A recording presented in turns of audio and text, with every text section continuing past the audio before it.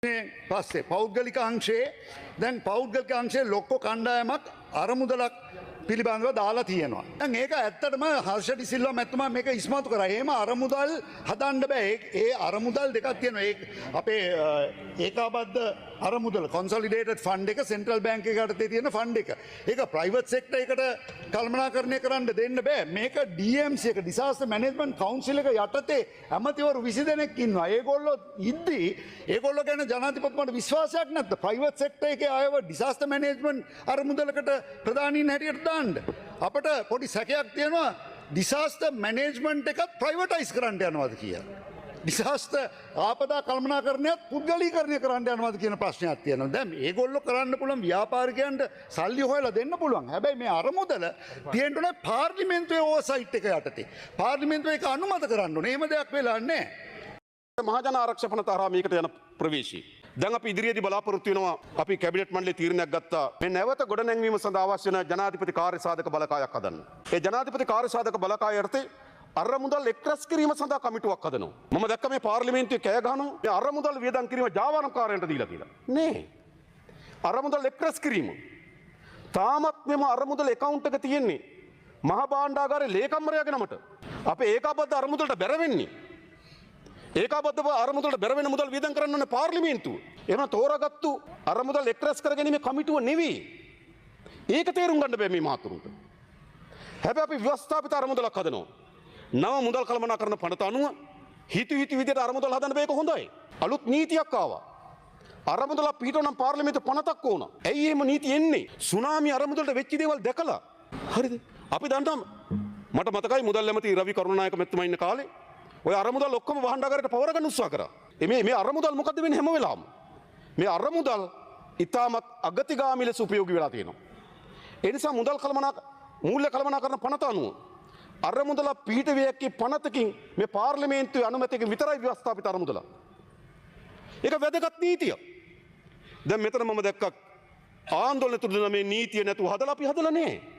අපි අරමුදල් එක්රැස් කර ගැනීම සඳහා කණ්ඩායමක් පත් කරලා තිබෙනවා. ඒක අපි අරමුදල් එක්රැස් කිරීම ආකාර කීපයක් කල්පනා කරලා තියෙනවා. එකක් විදේශ රටවල් එක්ක අපේ සබත්තාවයන් එක්ක අරමුදල් එක්රැස් කරන්න. ඒ නිසා තමයි මේ කමිටුවේ විදේශ කටයුතු අමාත්‍යාංශ අධ්‍යක්ෂ ජනරාල්වරයෙක් නියෝජනය කරනවා. එයා තමයි බාරගන්නේ විදේශ රටවල් එක්ක සම්බන්ධීකරණය. ඊට පස්සේ විදේශ ආසියානු සංවර්ධන බැංකුව මූල්‍ය ජාත්‍යන්තර මූල්‍ය අරමුදල UNDP වැනි ආයතන කටයුතු කරන මුදල් අමාත්‍යාංශය. ඒ නිසා තමයි මුදල් අමාත්‍යාංශ නියෝජ්‍ය ඇමතිතුමත් මුදල් අමාත්‍යාංශ ලේකම්තුමත් ඒ ආයතන නියෝජනය කරන්න. ඒ කාර්ය බාර ගන්න. ඒ වගේම තම මුදල් එක්රැස් කරන කවුද? විදේශගත ශ්‍රී ලාංකිකයන්. ඒගොල්ලෝ සම්බන්ධීකරණය කරන්න තමයි අපි ජනාධිපති ලේකම් කාර්යාලයේ නිලධාරියෙක් මැදිහත් වෙන්නේ. ඊළඟ ආධාර ලබා දෙනවා B2B ව්‍යාපාර සහ ව්‍යාපාරතර සබත්තාවයන්. අපේ ඉන්න වාණිජ මණ්ඩලය වෙන රටක වාණිජ මණ්ඩලයත් එක්ක සබත්තාවයන් තිබෙනවා.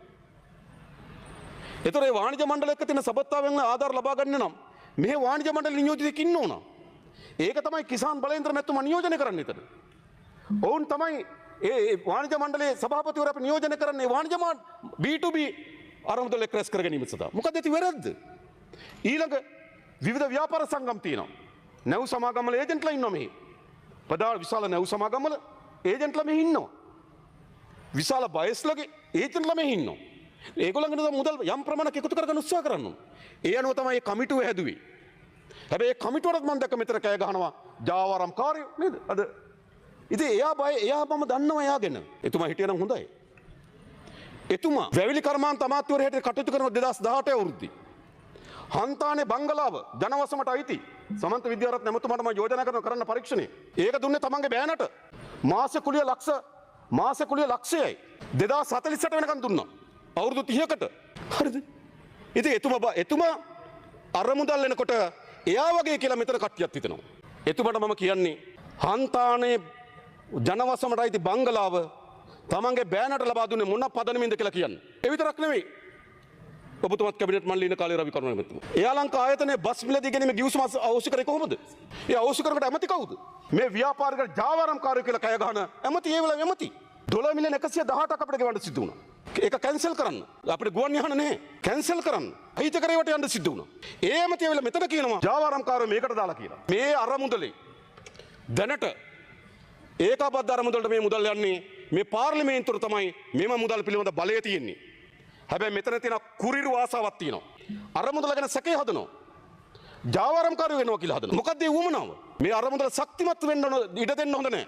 බලය පිළිබඳ නොනිසි ආසාවකින් පෙළෙනවා මේ മന്ത്രിවරයා. ඒක තමයි 1000ක් මරනවා කියලා කෑ ගහන්නේ. එයා මොකද්ද ඇවිල්ලා කියන්නේ? සාධාරණද? අරමුදල ගැන සැකයක් හදන්න ඕන. පුරවැසියන් ආණ්ඩුව කරේ විශ්වාසය තවලා තියෙනවා. ඒ නිසා මුදල් ගලා බාහිර පුද්ගලයන් මීට කලින් කිව්වේ මොකද්ද?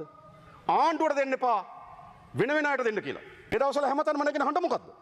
වෙන වෙන අයට දෙන්න එපා ආණ්ඩුවට දෙන්න කියලා. ඊයේ මම ගංගාරාමේ නායක හමුදුරන් වහන්සේ මුණ ගැහුණා.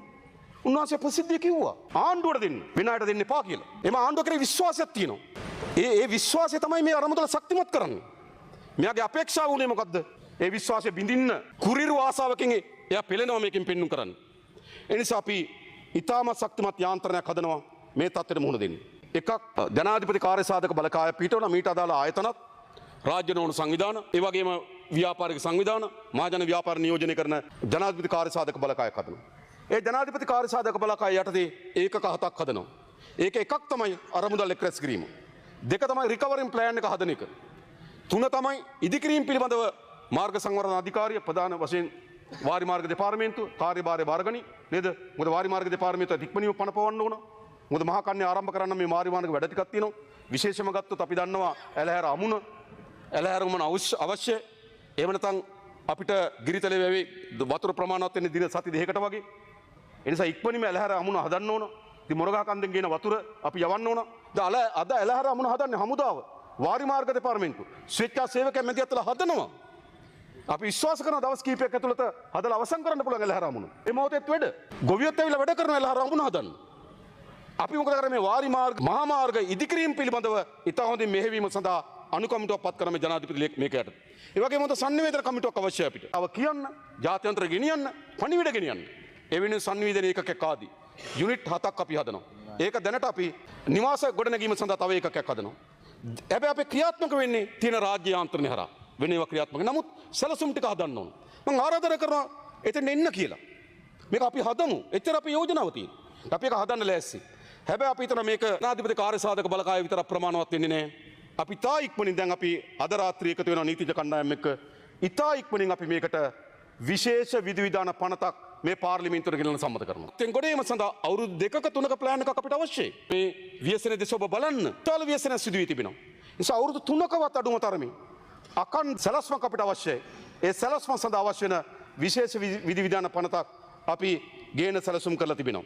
ඒ නිසා අපේ ප්ලෑන් එක වෙන්නේ රීබිල්ඩ් ශ්‍රී ලංකා. මේක අපි උඩට ගන්න ඕන.